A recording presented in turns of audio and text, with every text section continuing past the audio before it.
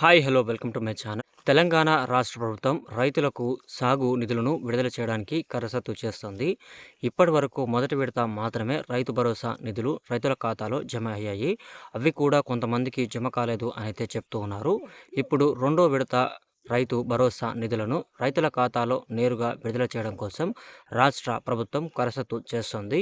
ఎన్ని రోజులు ఏవోలు ఎలాంటి వెరిఫికేషన్ అనేది చేసుకోకుండా రైతులు ఇచ్చిన డాటా ప్రకారం ప్రభుత్వానికి ఇవ్వడం జరిగింది. అయితే ఇప్పుడు అలా కాకుండా కొత్త విధానాన్ని అయితే రాష్ట్ర ప్రభుత్వం అవలంబించబోతుంది.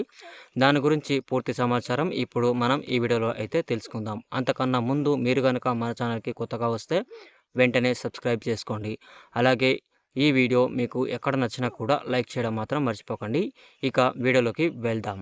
తెలంగాణ రాష్ట్ర ప్రభుత్వం రైతులకు రైతు భరోసా రెండవ విడత నిధులను నేరుగా రైతుల ఖాతాలో జమ చేయడానికి చూస్తోంది. 6 గ్యారంటీల అమల్లో భాగంగా రాష్ట్ర ప్రభుత్వం రైతు భరోసా కింద ప్రతి ఒక్క రైతుకు 12,000 రూపాయలను అయితే అందివ్వనున్నట్లు ప్రకటించింది. అదేవిధంగా ఈ 12,000 రూపాయలతో పాటు సన్న బియ్యం పండించినందుకు గాను రైతులకు క్వింటాకు 500 రూపాయల బోనస్ ని కూడా ఇవ్వనుంది. ఇప్పటి వరకు సన్న వడ్లు పండించిన ప్రతి ఒక్క రైతుకు బోనస్ ను విడుదల చేస్తూ వస్తోంది. ఇప్పటి వరకు రైతు భరోసా నిధులను రైతుల ఖాతాలో జమ చేయడానికి చూస్తోంది. గతంలో రాష్ట్ర ప్రభుత్వం వానాకాలం సీజన్ మొదలైన వరి కోసే టైంకి రైతుల ఖాతాలోకి రైతు భరోసా నిధులను విడుదల చేసింది. ఇప్పుడు అలా కాకుండా యాసంగి సీజన్ మొదలవడంతో ఇప్పుడు విడుదల చేయడానికి చూస్తోంది. ఇప్పుడు విడుదల చేయడం మొదలు పెడితే యాసంగి సీజన్ లో వరి నాట్లు వేసే వరకు రైతుల ఖాతాలో పూర్తి స్థాయిలో డబ్బులు జమ అవుతాయని రాష్ట్రం ఆలోచన చేస్తోంది. దీనికి సంబంధించి ఇప్పుడే రైతుల ఖాతాలో డబ్బులు జమ చేయడానికి కొత్త విధానాన్ని అవలంబించబోతోంది.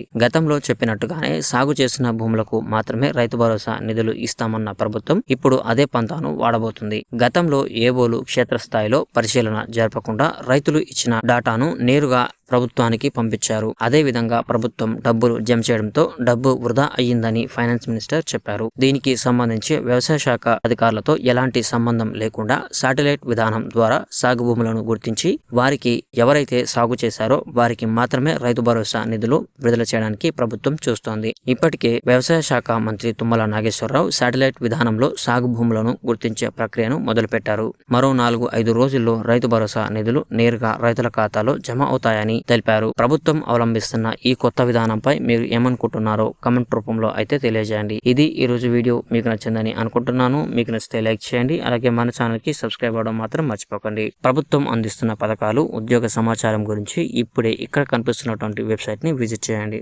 Thank you.